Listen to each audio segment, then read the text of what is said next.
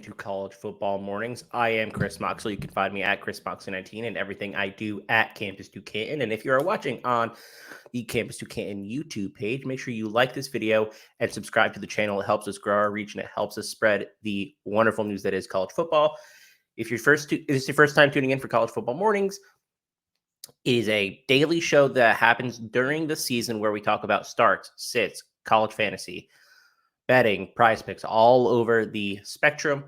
Bring you the best dose of college football each day and get you out here in not too long so you can move on with your day pretty quick and hopefully get some actionable advice at the same time.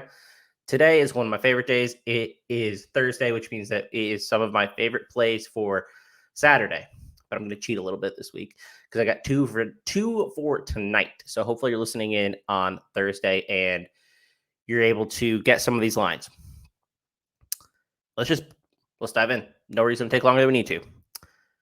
Let's go with Temple plus 23.5. And this feels kind of gross. Temple's offense is terrible. Probably a bottom 10 offense in the country, but their defense, kind of legit. Their defense has been much better than advertised. And I'm impressed by what they've been able to do so far this season. They have limited opponents. They've kept games close. The only game that kind of got out of hand was the Duke game where they lost 30-0, but they've covered 3 of 5 games and they've looked pretty good doing it, including a Memphis game that they had no business keeping that close with a 19.5-point spread, and they easily covered that number. Their defense is legit. UCF's offense is okay. I wouldn't say it's great, but I think this Temple defense can slow them down. That's just a really big number for Temple. And so if I think the defense is as good as I do, and the spread in this game is only 45.5, that's a lot of work that UCF has to do to cover this number. So I think Temple plus 23.5 is a nice play for today, despite having a bad offense. I think the game under is also in play here if you wanted to do that, just because I don't think Temple can score. Their team total on DraftKings is currently 11.5, and it's juiced to the under. So it's juiced to the over. So you can I can tell you kind of what's going on here. So we like Temple plus 23.5 versus UCF. Second line, and I wouldn't have included it if it didn't move a little bit on Caesars, is Baylor -3.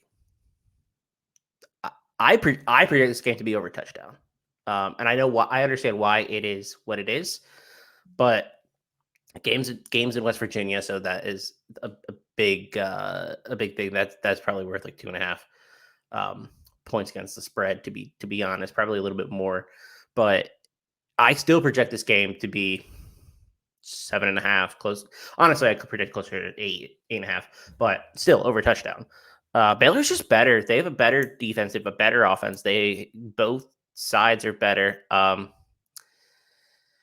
don't really understand why the spread's so close. I do to an extent, but I at the same time, I don't. I think Blake Shapen's actually playing pretty well and will have success against this Mountaineers defense. And I think that Baylor, their defense is good.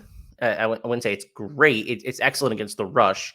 West Virginia's going to be missing CJ Donaldson, probably. I would be shocked if he played. I actually believe he's already been rolled out.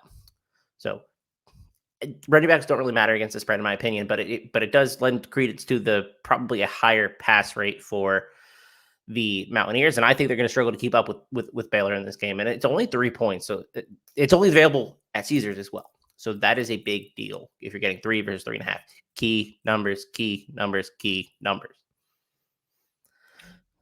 Yeah, I project this just 5 points higher, and I mean 3 points higher if I'm taking into account the home field advantage that West Virginia has. So this is clearly a play for me, and I had it earlier in the week, and that's one of the benefits of being in the Campus Canton Discord. We talked when it opened at 2.5 and 3, we jumped on it. So it came back down to 3. I've seen West Virginia money coming in probably from bigger groups. Again, understand why. I just don't project it that way. Final number, Minnesota -6.5. This is actually a Saturday play. Minnesota -6.5 against Illinois. And the spread in this game isn't very high either. And so it's kind of a big number to cover if you want to think about it that way. But I'm not sure Illinois is going to be able to score at all in this matchup. probably get some things going on the ground with Chase Brown. Minnesota's actually struggled a little tiny bit on the ground. They did so against Purdue, which was a little concerning, but Art Sikowski's going to start at quarterback, not Tommy DeVito. And without Tommy DeVito, I just don't think this offense can produce anything. And Illinois' defense is obviously very, very good, which makes this a little concerning. Because, I think Minnesota will score. I just don't necessarily know what they'll be able to do. But Illinois hasn't really played anybody, right? Their best match is probably Wisconsin. But outside of that, they haven't played any tough rushing offenses. And so you wonder how good this defense truly is in the front seven. I think it's very good, but it still hasn't been tested. So I'm leaning the Minnesota 6.5. If it goes to 7, I will not touch this number. If it goes past 6.5, it's a no play for me. But I just don't know how Illinois is going to be able to generate offense in this game. That's the bottom line. And I think Minnesota can get a couple things going. They get Mo Ibrahim back this week, and he might be one of the players that matter at running back for the spread. He's just really good college running back. So, yeah, I'm on Minnesota. They have a really great defense. I mean, they're top 2 defense at EPA per play. So I think they're going to struggle scoring. Illinois is, and if Minnesota can eke out a couple points, I think they're just going to cover this number. It's not anything too complicated. I think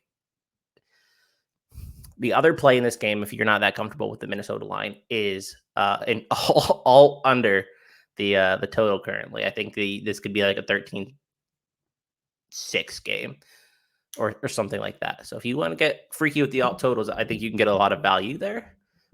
Just an interesting option as well.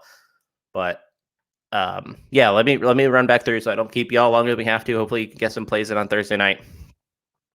Temple plus 23.5 versus UCF. Temple's defense is just pretty good. A big number to cover in a pretty low total. Baylor, West Virginia. We have Baylor -3. Understand the other side of this, but West Virginia is 107th in EPA per play, and Baylor's offense is 46th in EPA per play, or 33rd in EPA per play. Actually, sorry, I was reading the wrong number. So I think it's gonna be a little bit of a mismatch on both sides of the ball for the Mountaineers. And then Minnesota -6.5 and an alt line or an alt total that gets you pretty low. I think is right move. You could do pretty well getting in like the plus 200s in that one. And I think it's viable. So this is College Football Mornings. Again, you can find everything I do at Chris Moxley 19. And make sure that you are liking and subscribing this to the Campus Canton YouTube page. Just help us grow our brand. We're trying to spread the good news of college football. But that's all I got for you on Thursday. And let's win some money, folks.